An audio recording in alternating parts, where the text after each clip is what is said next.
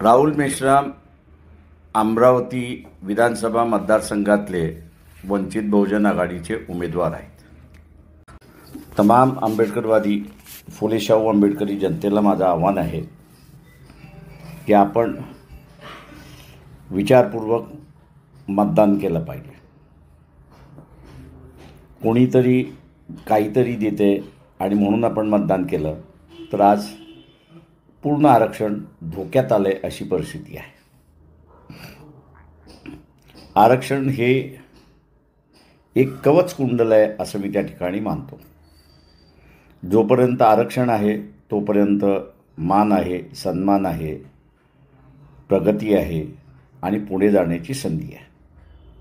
ज्या दिवशी आरक्षण संपलं त्या दिवशी जी वेगळी व्यवस्था डॉक्टर बाबासाहेब आंबेडकर यांनी केली संविधानाच्या माध्यमातून ती संपली म्हणून आपण समजा। राजेशाही असेल किंवा ब्रिटिशांचा काळ असेल, सत्तेमध्ये आपल्याला स्थान नव्हतं, मग ते शासकीय असेल किंवा राजकीय असेल। संविधानाने हे निर्माण केलं।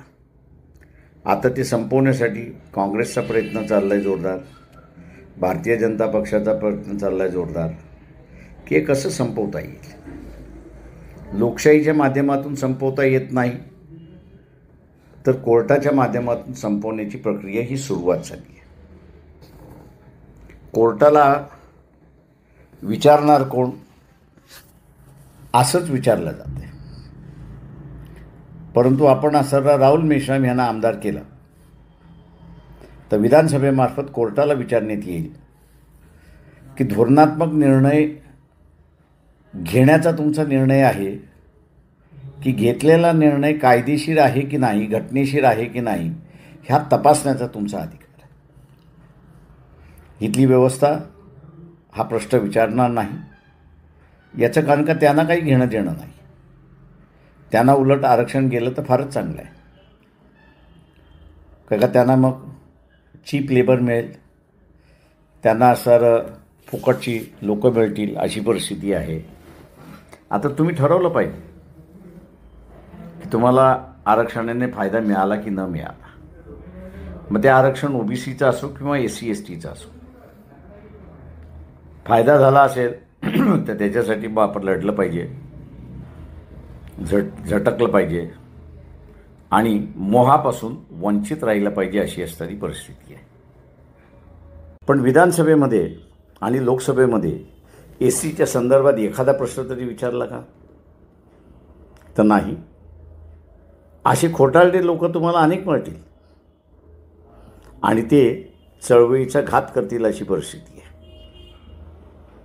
आपण सगळेजण विद्वान आहात याची मला कल्पना आहे आणि त्याच्यामुळे 17 प्रश्न आपल्याला पडलेले असतात। त्या 17 प्रश्नांची उत्तरं नाही मिळाली की मीच छाना असं म्हणून आपण पुढे जातो। पण आज तुमच्या शहाणपणातून एक लक्षात आलं असेल की आरक्षण तुम्ही गमावून बसलेला आहात, शिल्लक राहिलेलं नाही। फुले शाहू आंबेडकरी समूहाने आरक्षणाचा फायदा घेतलेला आहे आणि सुप्रीम कोर्टाचं जजमेंट असं म्हणतं आहे की एखाद्या कुटुंबाने आरक्षणाचा फायदा घेतला असेल तर तो क्रीमी लेअरमध्ये येतो। तुम्ही फायदा घेतलात का? तर तुम्ही क्रीमी लेअरमध्ये आलात। क्रीमी लेअरमध्ये आलात म्हणजे नेमकं काय झालं की यापुढे तुम्हाला आरक्षण नाही। आता आरक्षण यापुढे नाही म्हटलं म्हणजे काय झालं? तुम्हाला ना फ्रीशिप मिळणार, ना स्कॉलरशिप मिळणार, ना शिक्षणामधल्या आरक्षणाच्या जागा मिळणार, ना नोकऱ्यांच्या जागा मिळणार। तेव्हा हा एक गंभीर विषय आहे।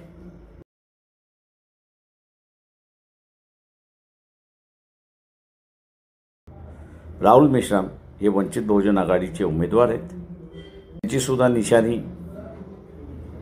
गॅस सिलेंडर आहे। जिंकवलं तर मी असं मानेन की लढण्यासाठी आपल्याला जागा राहिली। मोर्चे काढून आंदोलन करून हा सुप्रीम कोर्टाचा निर्णय रद्द करता येणार नाही। सुप्रीम कोर्टाचा निर्णय रद्द करायचा असेल तर विधानसभाच किंवा लोकसभा हीच रद्द करू शकते. आमदार नसेल तर कुठून रद्द करणार? ते जर वाचवणार नसेल तर सरळ सरळ मी जसं म्हणालो, राहुल मेश्राम यांची निशाणी गॅस सिलेंडर आहे, तर गॅस सिलेंडरला आपण मतदान करा आणि आपलं आरक्षण वाचवा, हे आव्हान मी आपल्या सगळ्यांना करतो. जय भीम, नमस्कार.